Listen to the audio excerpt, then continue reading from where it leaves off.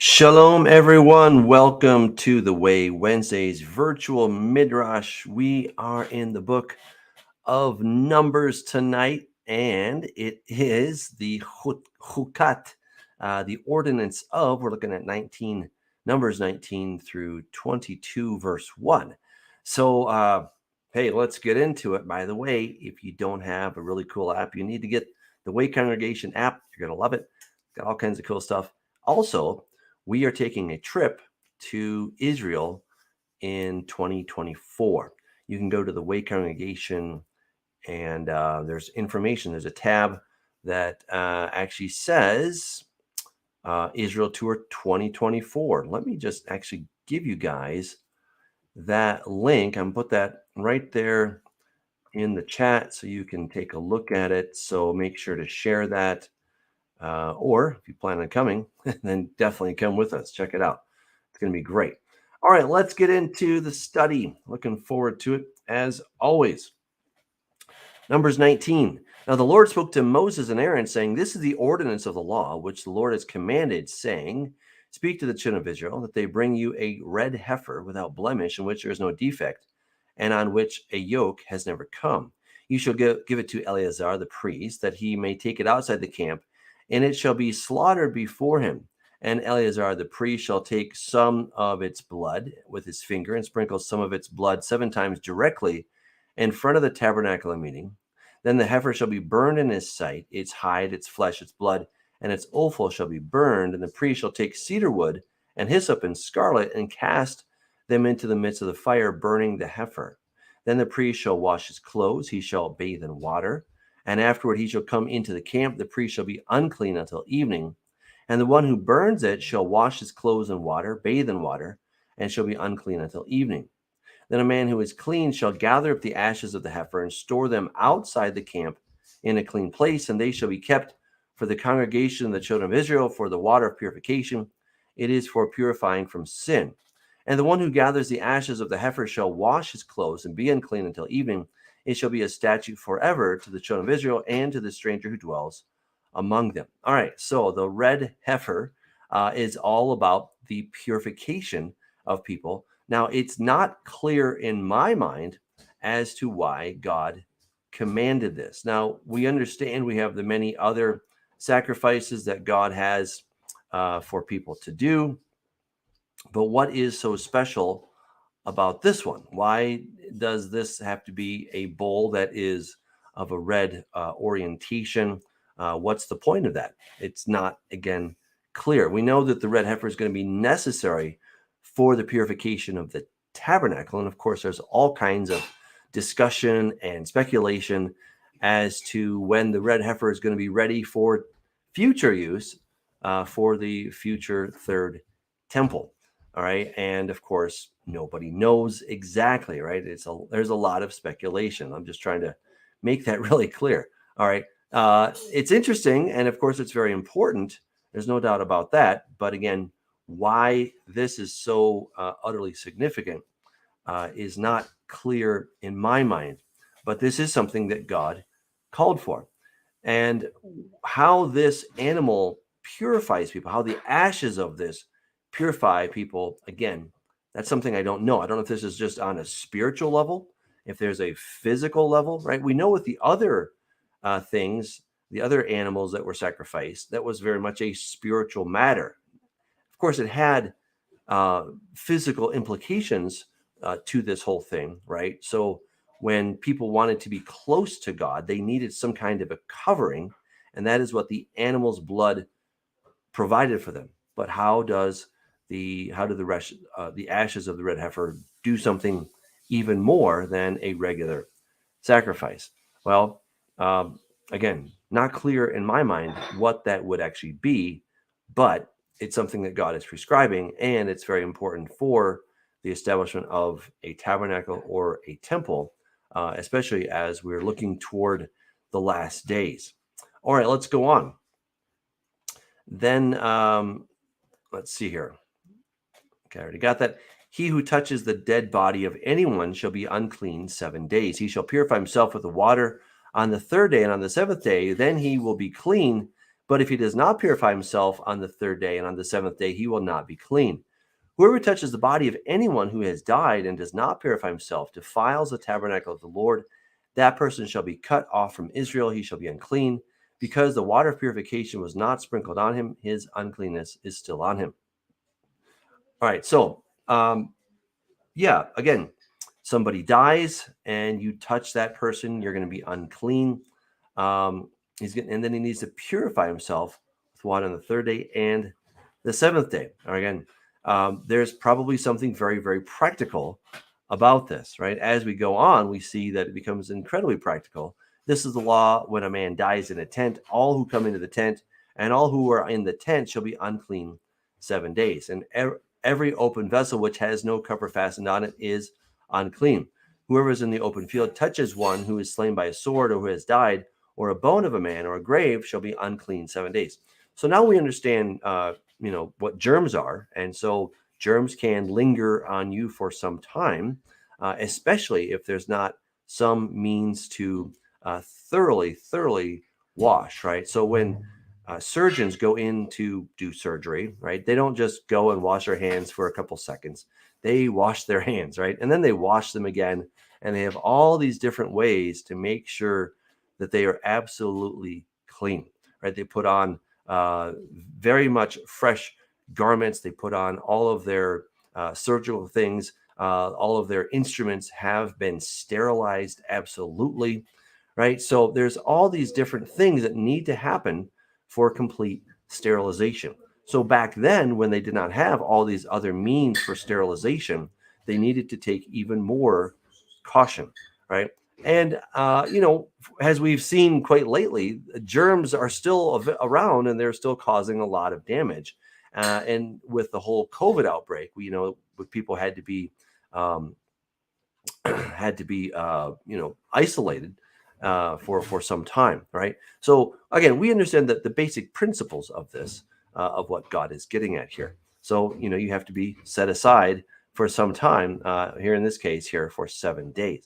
And for an unclean person, they shall take some of the ashes of the heifer burnt for purification from sin, and running water shall be put on them in a vessel.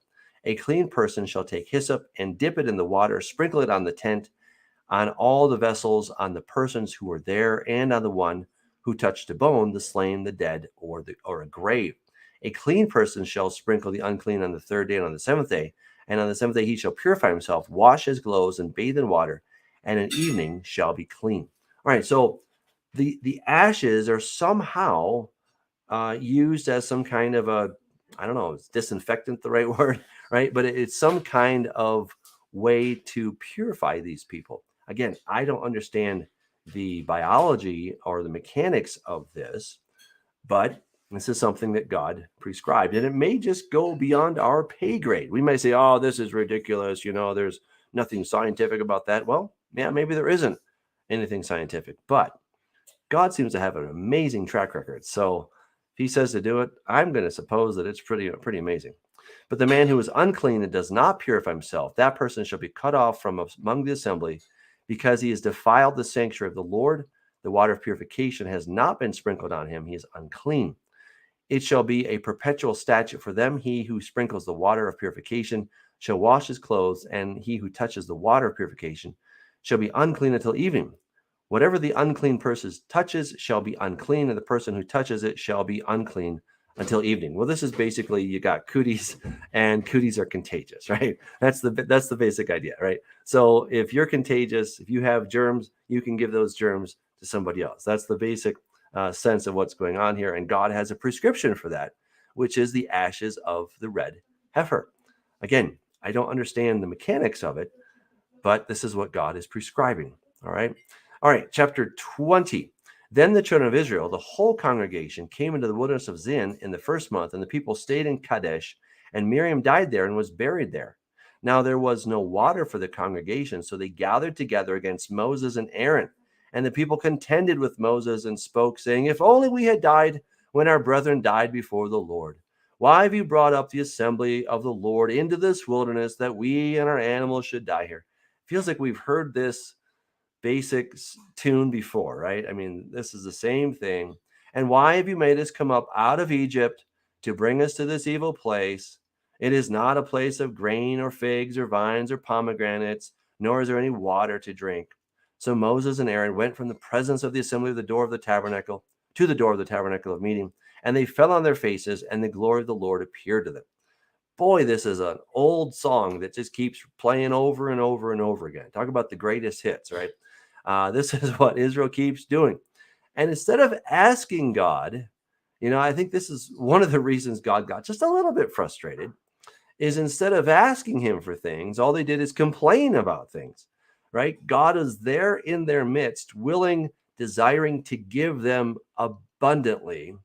And all they could think about was how good it used to be back in the so-called promised land, the land flowing with milk and honey, not Canaan, but no, Egypt. That's what they kept looking back to, saying, oh, it was so great back then. You've taken us out of a land flowing with milk and honey. And yeah, I can see how God would get a little bit frustrated by that. But in this passage, God doesn't get upset. It's Moses and Aaron, especially Moses, who gets upset. And hey, I can understand why Moses would get upset after yet one more time the people are complaining and they're blaming him and they're saying, why did you bring us here? Why did you bring us here? It's the same old thing. Instead of being grateful for all that Moses has done, for the many times that he's interceded for them, they keep complaining. I want to encourage us, right, that we would stop complaining against the Lord. I know it's easy to do. I have my moments, okay? I'm going to be completely honest, full disclosure, okay? I've got my moment. But some years ago, I basically decided I'm not going to complain anymore, all right? And so when I start kind of going in that direction, I got to stop and say, Lord, forgive me. I don't want to complain. I apologize. You're way better than that. Because when I start complaining, what I'm really saying is, Lord, I think you're a liar. I can't trust you. I'm start slandering him because, again, I'm calling into question his goodness. Doesn't mean I always appreciate the speed at which he does things, because it's often too slow for my taste. But I know that God is doing something above and beyond what I could even ask or think. And so I'd like to practice thanksgiving. It's such a better strategy than going to God and whining and complaining and grumbling in our prayers, right? You don't like it, and God doesn't like it either, right? And certainly here, Moses didn't appreciate it in that sense. All right, so they go from those people and they fall on their faces, and then the Lord spoke to Moses saying, take the rod, you and your brother Aaron, and your brother Aaron, gather the congregation together. Speak to the rock before their eyes, and it will yield its water. Thus you shall bring water for them out of the rock and give drink to the congregation and their animals. Oh, this is a good one.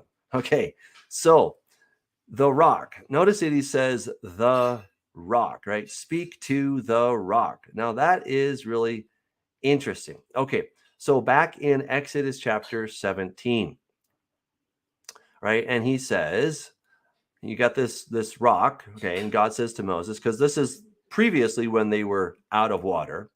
And the Lord said to Moses, go on before the people and take with you some of the elders of Israel. Also take in your hand your rod with which you struck the river, and go. Behold, I will stand before you there on the rock in Horeb, and you shall strike the rock, and water will come out of it, that the people may drink. And Moses did so in the sight of the elders of Israel. So he called the name of the place Massah and Meribah, because of the contention of the children of Israel, and because they tempted the Lord, saying, is the Lord among us or not? Right? So again, this is the greatest hits, right? They just keep playing the oldies but goodies, the same old hits, just another day. And so but notice that God goes before him. He's going to stand in front of the rock, and then Moses is going to hit the rock. So when Moses hits the rock, where's God? He's standing before the rock. Okay, so his staff then passes through God and hits the rock. That's kind of cool. All right, now it doesn't end there, right? There's more to it. All right, we also see in Psalm 104 talks about how he opened the rock and water gushed out. All right, so that's significant. Then let's go to 1 Corinthians chapter 10.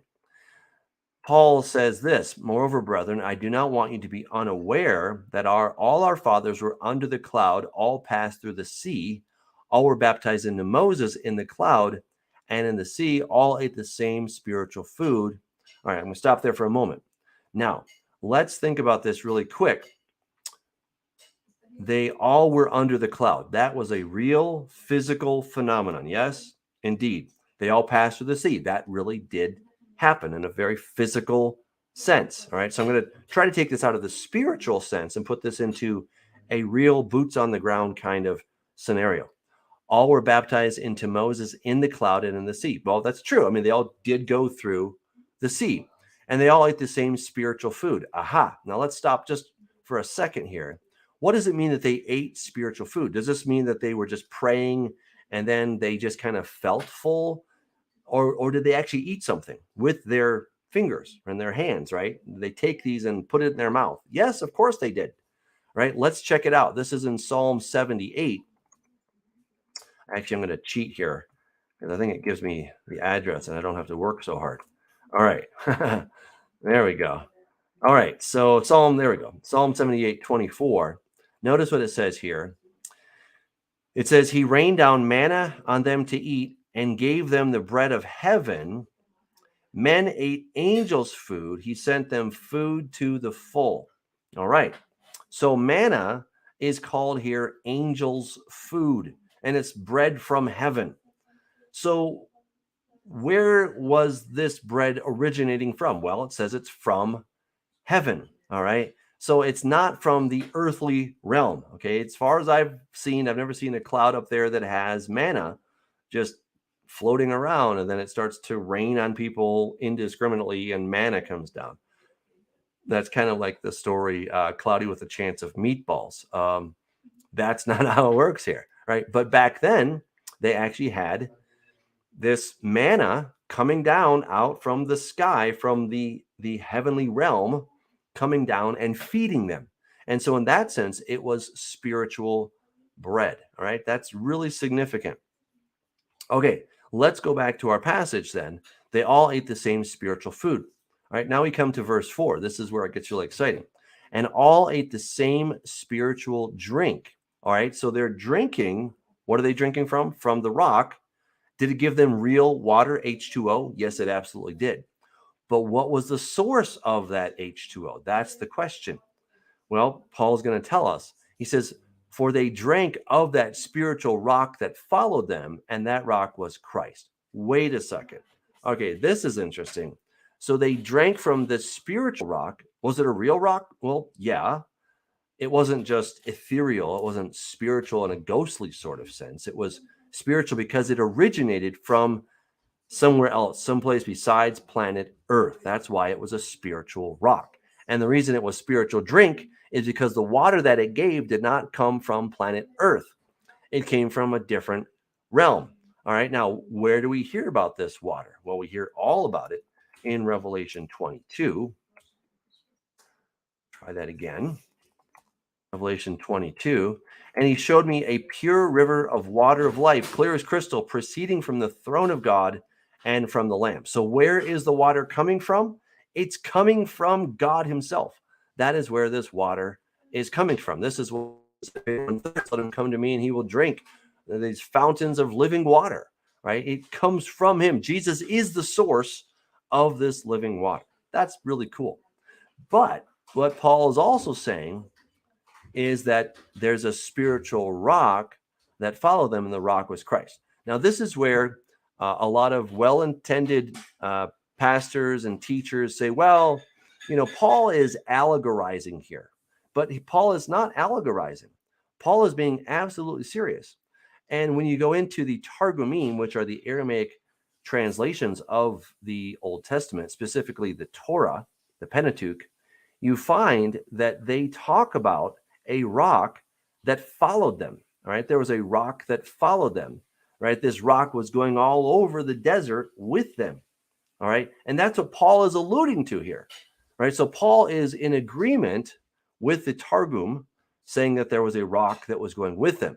But what Paul is doing is saying it's not just an ordinary rock. It's not even an ordinary spiritual rock. It's not, even an ordinary miraculous rock. Okay. This is a rock, specifically, he says, is Christ. It's the Messiah. It's Yeshua. That rock was Jesus. All right. So that rock was following them in the wilderness. Now, that's an interesting perspective, isn't it? So if you have a rock that's rolling around after you, wherever you go, the rock will follow. This is kind of like the dog that follows you, but in this case, it's not a dog, it's a rock, right? So as the people would go, well, God led them, right, with the pillar of fire or cloud. And then the people followed after that. And then the rock was coming along with them. Okay. So this would have been like, okay, this rock is kind of special. It's not just some random rock over there. Hey, did you see that rock over there, Moses? Yeah, go hit it. That's not what God was doing. This is the rock, and the rock was Christ. All right. Wow. That puts it in a whole new perspective. All right. So God is telling them what to do, right? Speak to the rock. Which rock? The rock that has been following them, the same rock that had originally given them water at Meribah. Now, instead of hitting it, remember God went and stood before the rock, right? Right. And that's probably the same time when God's spirit, whatever, went upon this rock. It was probably your just an average rock to begin with, I'm supposing. And then when God stood before it, then he did something to it so that it became now known as Christ. That's how Paul could actually say that, is God did something very special, and somehow God's spirit was filling this rock. And it was Jesus, is what Paul is telling us. I don't know how God does it, but God is God. He's a lot smarter than me. All right, so now he's saying, take your rod, okay, gather Aaron and all the congregation, and this time I want you to speak to it. Don't hit it, but speak to it, all right? God is trying to show his people again and again and again that he will provide for them. He will take care of every need they have. All they need to do is ask. That's what they need to do. Sadly, the people are really slow at this point, which is terribly sad. They're just not getting it. And of course, we know that they're in a 40-year timeout, right? They came up to the promised land and they got to go check it out. And they said, yeah, it's an amazing land, but we can't do it. There's giants there, and it's never going to happen. And God got a little bit frustrated with that because he had been showing them time and again, I'm with you. I'm going before you. Don't worry about it. It's going to be good. And they said, let's stone Moses and Aaron and let's head back to Egypt. Right. So this slave mentality was stuck in their brains. And no matter how many signs and wonders they saw, they just kind of kept sticking their heads in the sand or covering their eyes and covering their ears and saying, we're not listening. We're not watching. We don't care what you do. We're not going to believe you. And so they missed it. It's terribly tragic. And so this same group of people are still mumbling and griping about all kinds of stuff. And so now Moses is starting to really feel the pressure. But unfortunately, he doesn't need to, because this is really God's deal, not his deal. This is when we can start taking on God's role instead of our role. God is God. He's got big, broad shoulders. And sometimes we feel the need that we've got to defend God. I have to defend God's honor. I'm the one that has to stand up for God. Look, we need to be careful not to deny God. That's true. But it's not our job to defend God. You know whose job that is? God's job. And you know why? Because he does a way better job at defending himself than I will ever do. Why? Because he's God, right? It's kind of simple mathematics. God can handle it. If God is who he says he is, then he can defend himself just fine. And no matter what I say is not really going to add to that conversation. Now, again, if someone asks me, about God and they're wondering, they have questions about God, well, that's when I'm to give a defense of my faith, right? And certainly we're to do that, and we should be studied, and we should, have a sense. But it's not my job to defend God. God can do that great. All right. So he's good. Trust me. Really, he can handle it. He's big and strong. All right. And so what's he supposed to do? Speak to the rock before their eyes, and it will yield its water. Thus you shall bring water for them out of the rock and give drink to the congregation and their animals. So Moses took the rod from before the Lord as he commanded him. And Moses and Aaron gathered the assembly before the rock and said to them, "Hear now, you rebels, must we bring water for you out of this rock?" Then Moses lifted his hand and struck the rock twice with his rod, and water came out abundantly, and the congregation and their animals drank. Yeah, that's going to get Moses in a bit of trouble, right? I'm almost 100% certain that the reason he had to hit it twice is because the first time God's like, "No, that's not what I said to do." But then he hit it again. And because the people were expecting God to do something, and because God wanted to show that he's faithful to the people, that he brought water out anyways, right? And we see that Moses gets in big trouble because of this, right? But Moses says, "You rebels, do we have to bring water out of the rock?" Sadly, Moses lost his temper. Now, again, I'm not throwing any stones at Moses. I don't know how he held his composure for so long. Okay. I would have gotten mad a long time ago. And, this is when you can start to get burned out in your job. I think Moses is getting a little bit burned out. Now, he's got a lot more to go. He's going to do great. No question about it. Right. But he's definitely needs a vacation, because these people are kind of driving him bonkers, and they're complaining again and again. And now he's feeling the weight of that. But to whom much is given, much is required, right? A leader is expected to go above and beyond what the average citizen is called to do. And certainly Moses, with all of the revelation that he had gotten, all the face time that he got with God, he should have done better. And those are not my words, really. Those are God's commentary on what happened. And then the Lord spoke to Moses and Aaron, "Because you did not believe me." Wow, that's harsh, right? God is saying, you didn't believe me. That hurts. That cuts real deep. "To hallow me," or set me apart, "in the eyes of the children of Israel. Therefore, you shall not bring this assembly into the land which I have given them." And this was the water of Meribah, because the children of Israel contended with the Lord, and he was hallowed among them, right? So we read about that in Exodus chapter 17.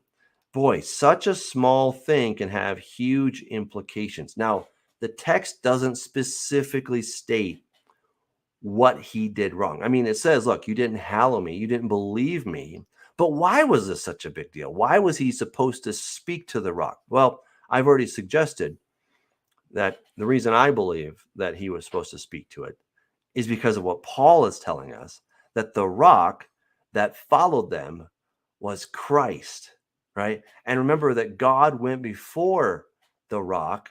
And so then Moses was supposed to strike it because God was standing in front of the rock. So when he hit the rock, he actually hit God, right? God was struck in order to bring water out and to bring salvation to the people. Such a beautiful picture.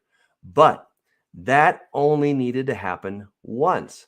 After he was struck, he doesn't need to be struck again. Jesus was put on the cross, but only once. It doesn't need to happen again, right? That's one reason we as Protestants or Messianics, that we do not have a crucifix in our places of worship or in our homes. What is a crucifix? It's a cross with Jesus still on it.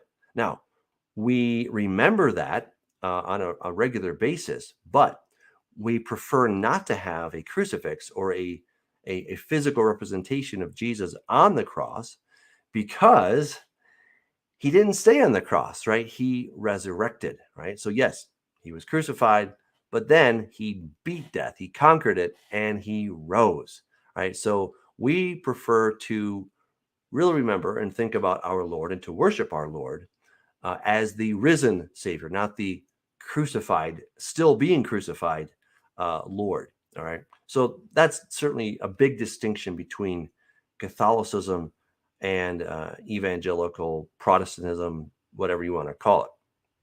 All right. So that's one reason that I think God said, look, strike it the one time, and then the next time, go and speak to it. This is such a beautiful lesson for all of us, is that Jesus was crucified for our sins to bring us salvation, but now we need to just speak to him. You just need to speak to the rock, and the rock will bring out an abundance of water. If what? If we but ask. And so often we don't ask, and that's why we don't have, because we don't ask, right? Again, simple mathematics. That is what God really seems to be getting at here in this very cool passage. All right. Now, Moses sent messengers from Kadesh to the king of Edom. Thus says your brother Israel, you know all the hardship that has befallen us, how our fathers went down to Egypt, and we dwelt in Egypt a long time, and the Egyptians afflicted us and our fathers, and we cried out to the Lord. We heard our voice. He heard our voice and sent the angel and brought us up out of Egypt. Now here we are in Kadesh, a city on the edge of your border. Please let us pass through your country. We will not pass through fields or vineyards, nor will we drink water from wells. We will go along the king's highway. We will not turn aside to the right hand or to the left until we have passed through your territory. Then Edom said to him, you shall not pass through my land, lest I come out against you with the sword.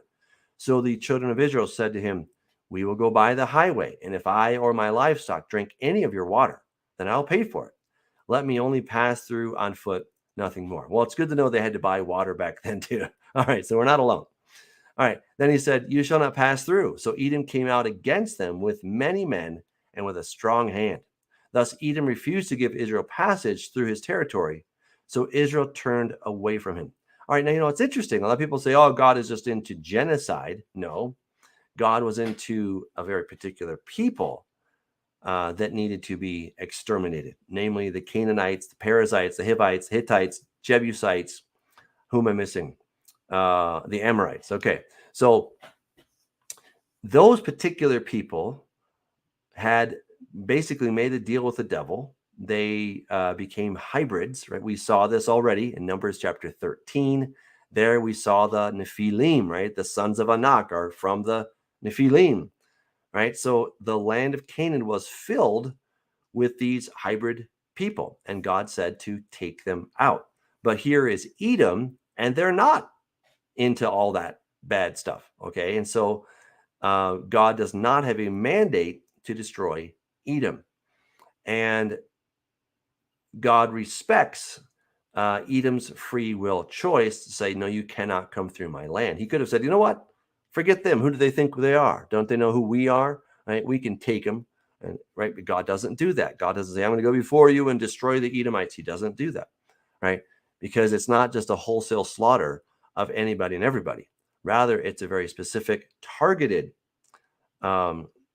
slaughter, okay, of people that had made a deal with the devil. If you want to check out that more, you can go look at my book, Corrupting the Image, Volume 2. I go into all kinds of ancient history. It was a lot of fun. I think you'll enjoy it. It's on my website, douglashamp.com. You can get the audiobook if you want me to read it to you. All right. So do check that out. Okay. Let's keep moving here. Let me get a little water. Now, the children of Israel, the whole congregation journeyed from Kadesh and came to Mount Hor. And the Lord spoke to Moses and Aaron in Mount Hor by the border of the land of Edom, saying, Aaron shall be gathered to his people, for he shall not enter the land which I have given to the children of Israel, because you rebelled against my word at the water of Meribah. Take Aaron and Eleazar his son, and bring them up to Mount Hor, and strip Aaron of his garments, and put them on Eleazar his son, for Aaron shall be gathered to his people and die there. So Moses did just as the Lord commanded. They went on Mount Hor in the sight of all the congregation. Moses stripped Aaron of his garments and put them on Eleazar his son, and Aaron died there on top of the mountain. Then Moses and Eleazar came down from the mountain. Now all the congregation, when all the congregation saw that Aaron was dead, all the house of mourned for Aaron 30 days. All right, so I know it says here somewhere, I think he's about 100 and, let's see, he's a little bit older than his brother. His brother makes it to 120. So Aaron is somewhere in the area of 121, 122, something like that. All right, so he dies at a good old age, right? I mean, yeah, he's an old guy, right? And I guess when you get that old, your time has come, and God's like, you know what, come on, we're going. Okay. Now, it's kind of weird to think about your own death that way, but we all know we have a destiny with death. And I suppose if you make it that long, you might as well schedule it, put it on the calendar, right? Tomorrow you're going to die, and we're going to, right. It does seem a little bit strange, but hey, I'm sure it's not the worst way to go. So it's probably quite a nice way to. He probably just fell asleep, and that was that. Okay. So next chapter here, the king of Arad, the Canaanite who dwelt in the south, heard that Israel was coming on the road to Atharim. Then he fought against Israel and took some of them prisoners. So Israel made a vow to the Lord and said, if you will indeed deliver this people into my hand, then I will utterly destroy their cities. And the Lord listened to the voice of Israel and delivered up the Canaanites, and they utterly destroyed them in their cities. So the name of that place was called Hormah. Now, Hormah is from the word cherem, or like Hermon, right? So it means something that's devoted to destruction. Okay, and so that's how it gets its name, because it was devoted to destruction. Then they journeyed from Mount Hor by way of the Red Sea to go down to the land, to go around the land of Edom. All right, so they're down by the Red Sea, right? They're probably at the very tip, kind of by Eilat. That's probably the basic place, more or less. They're in that general area. And the people spoke against God and against Moses. Why have you brought us up out of Egypt to die in this wilderness? Again, there's that broken record. For there's no food and no water, and our soul loathes this worthless bread. Well, it's not worthless. It's actually manna. It's pretty good, and you can make it into a whole bunch of different stuff. But again, they're complaining instead of asking, right? You need to ask God, not complain. If there's something you don't have, then what are you supposed to do? You're supposed to ask him, right? Jesus said, look, which of you, if he has a son and his son asks for bread, will give him a stone? Or if he asks for a fish, you give him a serpent or a scorpion, right? He says, which of you? So if you, being evil, know how to give good gifts to your children, how much more does your Father in heaven give good things to those who, what's the word? Ask him, right? Because you got to ask. Don't complain. If you're just always complaining, oh God, I don't know why you don't give me these things. Oh God, this is so unfair. Oh God, I just can't believe you're not doing this. It gets really old. And yes, even the king of the universe is kind of like, I'm kind of sick of the mumbling and the grumbling, and just ask me. Okay. So if there's something you need, ask God. But then guess what you need to do? You need to ask in faith without doubting. So if you're like, God, I really need this, but then you're like, I don't know if God's going to do this. I don't know if he's going to come through. Well, what you're basically saying is, I can't trust God. So once again, you're slandering God. I have a book. It's in the works, Rethinking Prayer. I'm looking forward to getting it to you guys. So give me several more months to finish it. But the way we pray is so important. We see all these lessons throughout Scripture of how people were praying in a bad way. And yeah, it kind of annoyed God after a while. So notice what happens here. So the Lord sent fiery serpents among the people, and they bit the people, and many of the people of Israel died. Therefore, the people came to Moses and said, we have sinned, for we have spoken against the Lord and against you. Pray to the Lord that he take away the serpents from us. So Moses prayed for the people. Then the Lord said to Moses, make a fiery serpent and set it on a pole. And it shall be that everyone who is bitten, when he looks at it, shall live. Okay, so the people who were bitten were what? The people that were complaining. And it seems that a lot of the people were complaining, okay, right? So the people spoke against God and against Moses, right? They're all complaining. It seems that it's a very large amount of people that are complaining at this point. We're not told exactly, but it's a lot. Okay. And it says many of the people of Israel died, right? So many people were bit and then many died. So maybe not everybody who was bit died, but some died. All right. And so now they come to Moses. Sorry, I don't know what we were thinking. We were stupid. We really apologize for this. Please take away the serpents. All right. Now, what a strange recipe for salvation. Go make a bronze serpent. Okay. Why? Make a fiery serpent, set it on a pole, and it shall be that everyone who is bitten, when he looks at it, shall live. So everyone who is bitten sinned against the Lord. Right? You probably see where I'm going with this. Everyone who was bitten was a person who had sinned against the Lord. And so someone who had sinned against the Lord, when they look at this, they're going to be healed and they're going to live. Well, so Moses made a bronze serpent, put it on a pole, and so it was. If a serpent had bitten anyone, when he looked at the bronze serpent, he lived. Okay, where are we going with this, right? You may ask. Well, obviously, to John chapter 3. You guys know the story. Nicodemus has come to Jesus and wondering, what is it that we need to do here? And so Jesus says, no one has ascended to heaven, but he who came down from heaven, that is the Son of Man, who is in heaven. And as Moses lifted up the serpent in the wilderness, even so must the Son of Man be lifted up, that whoever believes in him should not perish, but have eternal life. So anybody who was bitten had sinned against the Lord, but when they looked at the bronze serpent, they were healed.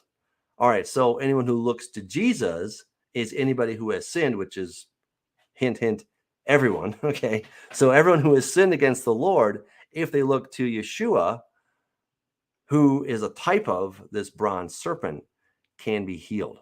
And it's weird, but it's beautiful, right? And again, this is one of the many object lessons that God has given us throughout the Bible. Now, why serpents? Well, serpents came in. Serpents often represent evil, not always, but many times they represent evil. And these were the kind of just reward for people that had sinned against the Lord. Right now, there's a whole bunch of stuff about serpents. Satan is the serpent. He's the dragon. All these different epithets that he has in the ancient world. And so basically, when they're sowing to unrighteousness, then guess what the fruit of that is? Unrighteousness, right? When you sowed unrighteousness, you reap unrighteousness. I think that's the basic idea. And they were sowing to unrighteousness, and then the bites of the serpent, the fire serpents, were actually were the harvest of what they were sowing. Okay, so then Jesus then becomes this picture of this. For God so loved the world that he gave his only begotten Son, that whoever believes in him should not perish, but have everlasting life. For God did not send his Son into the world to condemn the world, but that the world through him might be saved. Right. So again, Moses did not lift up the bronze serpent to condemn the people who had sinned against God, but that by looking to it, they might be saved. This is beautiful. And of course, it's Jesus, right? He's so masterfully weaving all of this together because, he's God. He's really pretty cool that way. All right. Now, it's interesting that this is also not just any kind of serpent, but this is a seraph. Okay. A seraph is a burning one. A seraph is a burning one. Now, where do we hear about this seraphim? Well, let's take a look at Isaiah chapter 6. So in the year that King Uzziah died, I saw the Lord sitting on a throne high and lifted up. The train of his robe filled the temple. Above it stood seraphim, right? Seraphim, that's the same word. Okay, seraph, which are these fiery serpents, and seraphim are exactly the same thing. One is just plural, one is singular. Okay. Each one had 6 wings. With 2 he covered his face, with 2 he covered his feet, and with 2 he flew. So did God send these supernatural beings? to bite the people, very possibly. Now, it's interesting. In Isaiah chapter 6, they have 6 wings. In Ezekiel chapter 1, they have 4 wings. I'm convinced that seraphim and kruvim or cherubim are exactly the same thing. The only thing I can't quite figure out is the number of wings. All right, that one kind of stumps me. But I'm supposing there must be something that has to do with perspective that maybe we're not getting. All right, so as Ezekiel sees these creatures, they have the 4 faces. They've got wings. They have different likeness. The ox, the eagle, the lion, and the face of a man as well. It says their wings stretched upward. 2 wings of each. 1 touched one another, and 2 covered their bodies. Maybe he didn't see the other 2 that were covering their feet. Possibly, I don't know. I'm just not sure. And each one went straight forward. They went wherever the Spirit wanted them to go. Okay, as for the likeness of the living creatures, their appearance was like burning coals of fire. Well, that sounds like something that's burning, like a saraf, right? So that's the same basic idea. And it says the fire was bright, and out of the fire went lightning. All right, so all of this stuff to explain what they look like. Now, the other reason that I would suggest that they're one and the same thing is from Revelation chapter 4. Do you remember what they say in Isaiah chapter 6, right? They say, holy, holy, holy is the Lord God of hosts. Well, in Revelation chapter 4, here John is seeing this incredible vision up in the heavens. And he says, the 4 living creatures, each one having 6 wings, were full of eyes around and within, and they do not rest day or night, saying, holy, holy, holy, who was and is to come. All right, so what we get from here is that their faces are exactly the faces that we see in Ezekiel chapter 1, which we don't see in Isaiah chapter 6. But then the number of wings is what we get from Isaiah chapter 6, but not from Ezekiel chapter 1. All right, so again, I'm not quite sure how to resolve this. My suggestion is that probably the wings of the feet Ezekiel did not report on. That's what I am supposing, but I could be wrong. But what they cry is exactly what we hear of the seraphim in Isaiah chapter 6, right? And these are the creatures, apparently, that God sent to bite the children of Israel. Right? It's kind of a bummer. Okay. All right. So, right.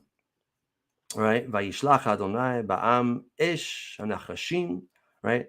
Hasrafim. Right. So this is the word serpents, and this is the word fiery. Okay. And then he says, therefore, make a fiery. It just says aselecha saraf. Right. So it just says, make a fiery saraf, right? So it doesn't say the word snake. It just says fiery. So again, some question marks here. It may not be that they're exactly the same creature. These could just be some kind of garden variety snake that you find on planet Earth. And maybe they have a fiery appearance. But I'm suspicious. I would suggest that there's something more here. And it's probably related to the creatures that we just looked at, right? The cherubim and the kruvim. Okay, and so this is, we put on this pole, Jesus that then becomes the embodiment of this sign, this type, and then people have to look to it to be saved. They have to look to Yeshua ultimately to be saved. All right, now the children of Israel moved on and camped at Ovot, and they journeyed from Ovot and camped at Iye Abarim in the wilderness, which is east of Moab toward the sunrise. From there, they moved and camped in the valley of Zered. From there, they moved and camped on the other side of the Arnon, which is in the wilderness that extends from the border of the Amorites. For the Arnon is the border of Moab, between Moab and the Amorites. Therefore, it says in the book of the wars of the Lord, Waheb and Suphah, the brooks of the Arnon, and the slope of the brooks that reaches to the dwelling of Ar and lies on the border of Moab. I wish we had that book, but I have no idea where it is. And even if it showed up today, I'd be a little bit suspicious unless we were to dig it out of the ground in Israel. Otherwise, I'd be quite suspicious. And from there, they went to Be'er, not beer. Okay, I heard somebody pronounce this as beer. It's not beer. It's Be'er, which is a well. which is the well where the Lord said to Moses, gather the people together and I will give them water. Then Israel sang this song, spring up, O well. All of you sing it, sing to it. Okay, so this again, in the Targumim, this is where they're talking about this rock that followed them. Okay, then the well of the leaders sank, dug by the nation's nobles, by the lawgiver with their staves, and from the wilderness they went to Mattanah, from Mattanah to Nahaliel, and from Nahaliel to Bamot, and from Bamot in the valley that is in the country of Moab to the top of Pisgah, which looks down on the wasteland. That's where Moses is going to go to eventually die. Then Israel sent messengers to Sihon, king of the Amorites, saying, let me pass through your land. We will not turn aside into fields or vineyards. We will not drink water from wells. We will go by the king's highway until we have passed through your territory. But Sihon would not allow Israel to pass through his territory. So Sihon gathered all his people together and went out against Israel and the wilderness and came to Yahaz and fought against Israel. Then Israel defeated him with the edge of the sword and took possession of his land from the Arnon to the Jabbok, as far as the people of Ammon, to the border of the people of Ammon. For the border of the people of Ammon was fortified. So Israel took all these cities, and Israel dwelt in all the cities of the Amorites in Heshbon and all its villages. Again, remember the Amorites were the people that God said to Abraham that your descendants will be slaves because the iniquity of the Amorites is not yet complete.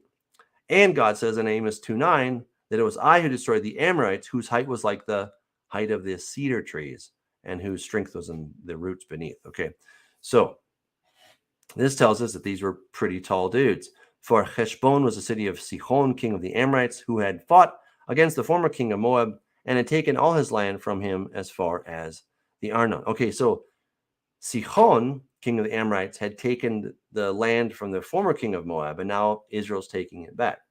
Therefore, those who speak in Proverbs say, come to Heshbon, let it be built, let the city of Sihon be repaired. For fire went out from Heshbon, a flame from the city of Sihon. It consumed Ar of Moab, the lords of the heights of the Arnon. Woe to you, Moab! You have perished, O people of Chemosh.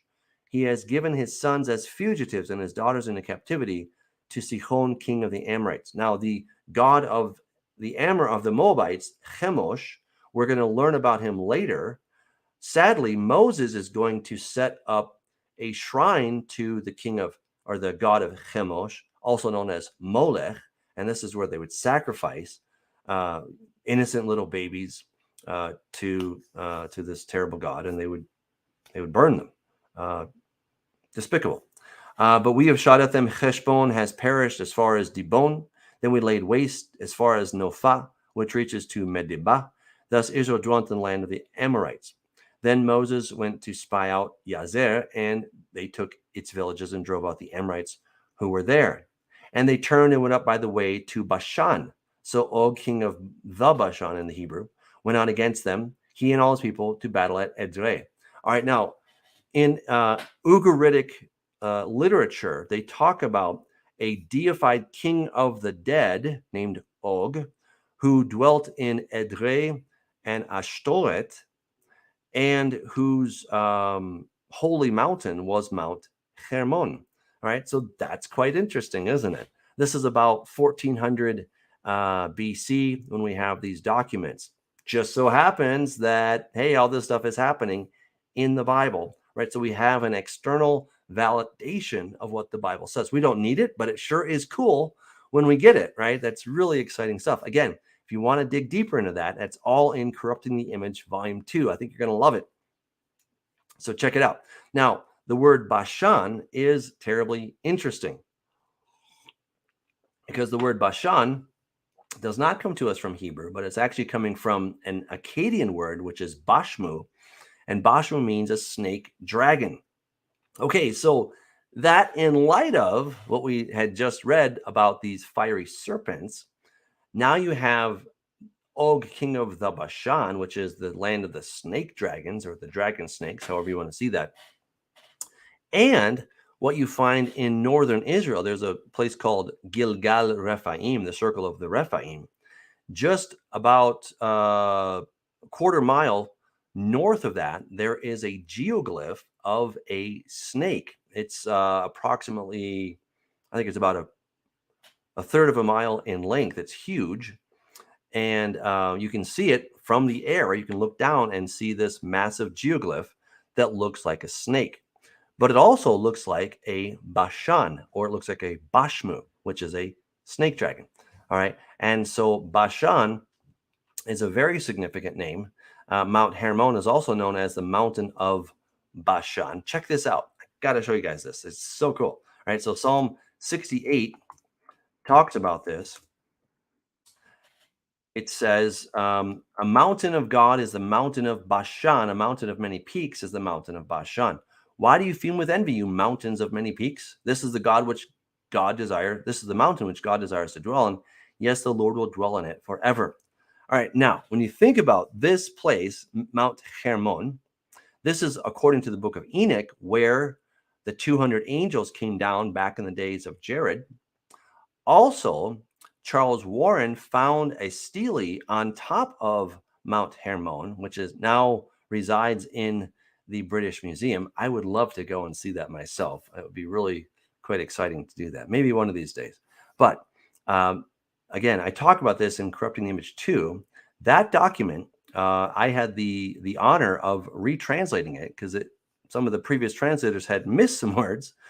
And turns out there's the secret name of Enlil, which is called Batios, which means death, and it's all related. Okay, so there's so many different little connections. I can't bring them all out to you right now, but I'm trying to just give you a sample that it was Mount Hermon, which is where, according to Ugarit, the Ugaritic text, where you have this deified god of the dead named Og, right? And it was at that same place where the 200 angels came down back in Noah's day. Well, guess what else happened there? Jesus took Peter, James, and John up to the top of a very high mountain, which was just next door to Caesarea Philippi, which was where, guess what was? The gates of Hades were, right? It's like crazy how it all goes together, right? So he took them up there, and that is where he transfigured. And what he was doing is saying, this is now my mountain, not your mountain, my mountain, right? And he was really staking his claim. This is my piece of real estate, not yours. I'm taking it back. I love it. It's so cool. All right. And then just to kind of give you a little icing on the cake here, Psalm 22. This ought to blow your mind. All right. So we know that this is talking about Jesus on the cross, crazy stuff. Be not far from me, for trouble is near. There's none to help. And then it goes into this weird thing about Bashan. For many bulls have surrounded me, strong bulls of Bashan have encircled me. All right, so this is the word parim, bulls, but this word here, strong bulls of Bashan, the word strong and bulls in the Hebrew. All right, so Svavavuni parim, okay, so that's just cows, bulls. But then you have Abire Bashan. So the word Abire, it's referring to bulls, yes, but it's referring to angelic bulls. We looked at Psalm 78 and it talked about how men ate angels' food. The word angel there is abirim. It's the same word that we have right here, abire bashan. Right? So it's not just talking about, animals with horns, we call ox or bulls. This is talking about some spiritual being who are often represented as bulls. Okay. Think about, there's so many examples, okay, but Baal was many times referred to as a bull. He's also known as Zeus. Zeus appeared one time as a bull, and he went and took Europa and took her and did some naughty things with her.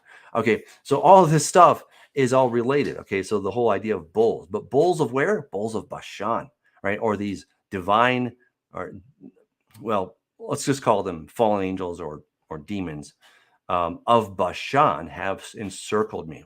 So Jesus went up on top of Mount Hermon. He said, this is my mountain.